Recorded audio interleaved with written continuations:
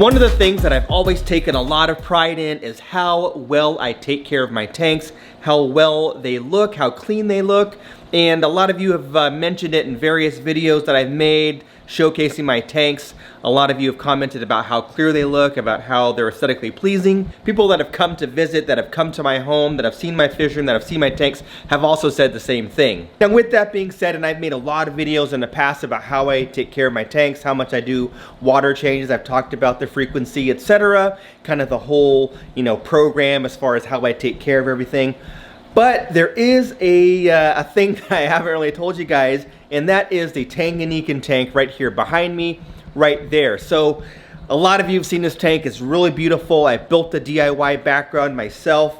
It has my shell dwellers, my Neolamprologus multifasciatus. I've got Burchardi in there, and it's very, very clear looking. The water is always clear, the glass is always clean, and the water quality is also really good.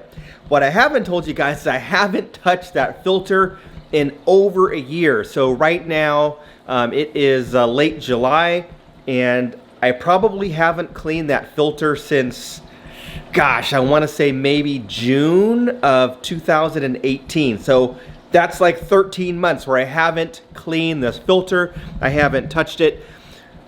And why? Why haven't I cleaned the filter? Well, it just didn't really need it. It's still flowing water, so the flow hasn't slowed down. I do have a pre-filter sponge on the intake, which kind of ensures that it doesn't get too clogged up. So it has been flowing. Every time I do a water change, I can see that it's flowing out very well. So that hasn't diminished at all, and the water quality is still really good. So there isn't any ammonia, then there isn't any nitrites. The nitrates are relatively low.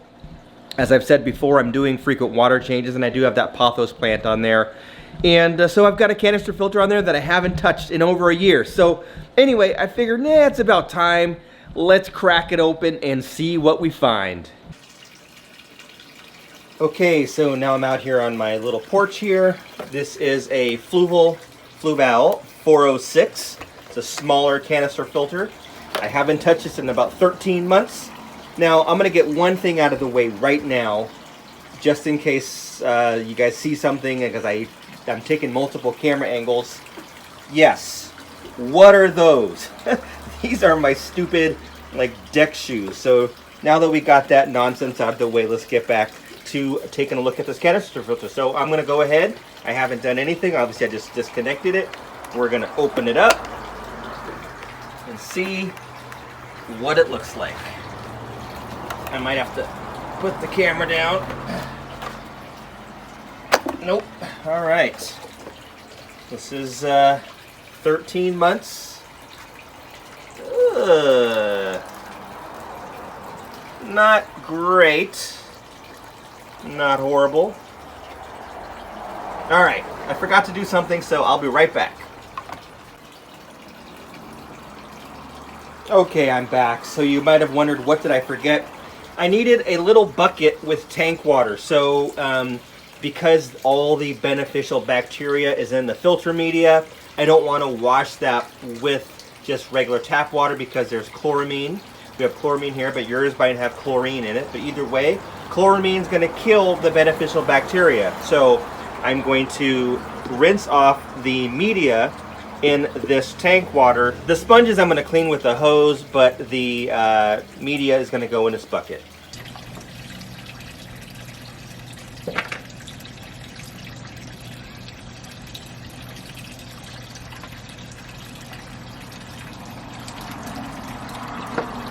This is nasty.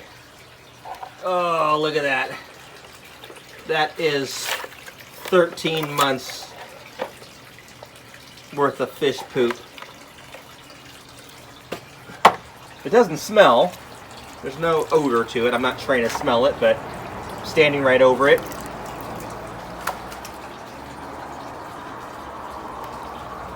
Alright, so here's my first basket of media, and there's so much poop in there that it's clogged. So that is going to go in there to get rinsed. I might need to get a second bucket of tank water. There's basket number 2. And the last one, oh, that's so bad. That's a sponge. All right, we'll just set that there for now, and that should be it. And this is all just gross tank water. Now, you can use this to water a houseplant or your vegetable garden, whatever you want, because it's really good fertilizer. All right, let's get some close-up shots. You can see this is just crap, literally, right? So this is the sponge. The sponge is. Now this does a lot of the polishing, although it's not doing much polishing right now. And it does house bacteria as well. And this is a finer sponge that obviously has, this is so bad. It has a lot of surface area for bacteria as well. So what I'm going to do is I'm going to rinse off this media, and I'm not going to record it because I can't do it at the same time. But I'm going to do one of these.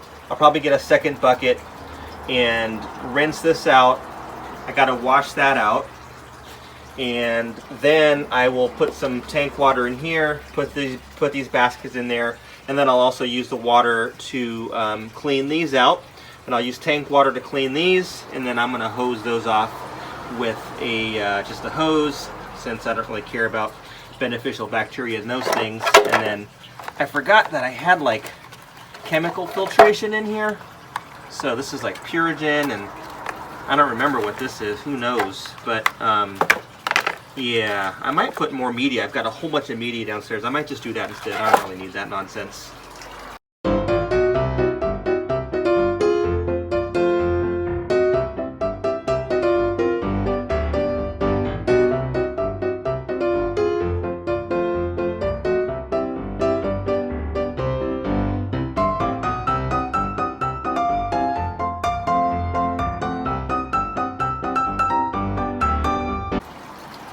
Okay, now we can see sponge is super clean.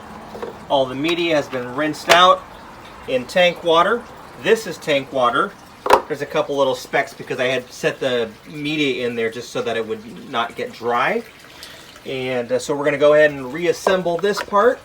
We're going to put the sponge in. We're going to put in a basket of media. We're going to put in a second basket of media. And then remember that other basket where I had the chemical filtration, carbon and Purigen or whatever. I don't need that. Obviously it's been a year, so it's not working. I filled up the basket with more media.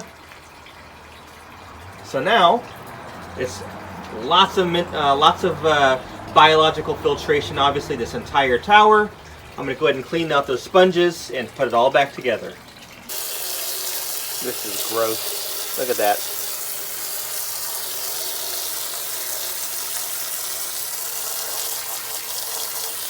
So right now I'm just kind of doing a one-time blast, getting the big stuff off. And then you can actually see where it's starting to get clear. If I were to do like this side. Looking at this side compared to that side, obviously a lot cleaner.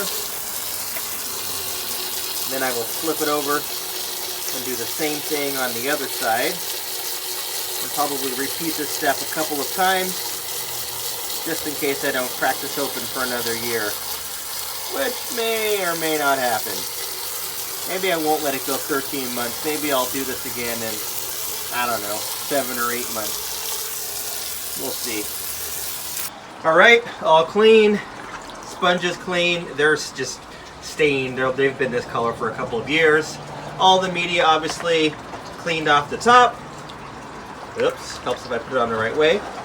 So the last thing I need to do is put this top back on and then hook it all back up. All right, all back together. There's the filter. The water level's still low. This is how much water I dropped into those buckets to do the cleaning. And there you can see the canister is flowing again. So it's quite a strong flow. Plenty for this tank with just my shell dwellers and Bishardi. I do have a little sponge pre-filter. There's a glare there. on a power head, but then I also have a sponge pre-filter on the intake of the canister filter as well. So yeah, I guess I need to do this more frequently, maybe end of the year. All right, folks, well, there you have it, all done. It wasn't as bad as I thought it would be, and the reason why I thought it was gonna be worse is because I didn't clean this canister filter for about 13 months as well in the African cichlid peacock tank. So when I cleaned that thing out, it was horrible. There wasn't a smell or anything, but there was like a lot of detritus just caked, just like big chunks of detritus. So you know what that stuff is. Anyway, it didn't get that clogged up. It didn't look that bad. The flow's been strong. So yeah, I wouldn't recommend letting your canister filter go for a year or 13, 14 months or whatever it was without having you service it. But at the same time, if you do take care of your tank, if you do test the water, if you do have, you know, other things like pre-filters and sponges in there that do help, you can get by with maybe not servicing it quite as often as maybe some people do. So I would recommend probably about 6 months is probably ideal, so that, you know, it's not too much work to where you don't want to do it, but also, you know, not so infrequent to where you're going to have these, you know, huge messes to clean up. So anyway, if you like this video, give it a thumbs up. Don't forget to hit that sub button if you haven't done so already. Thanks for watching. We'll catch you on the next one.